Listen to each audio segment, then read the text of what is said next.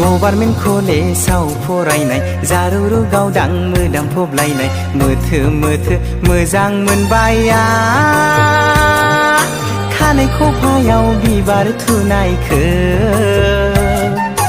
college गेटआव सौग्रावनाय बै जारौखौ फैयो नायनो कलेजाव बिखो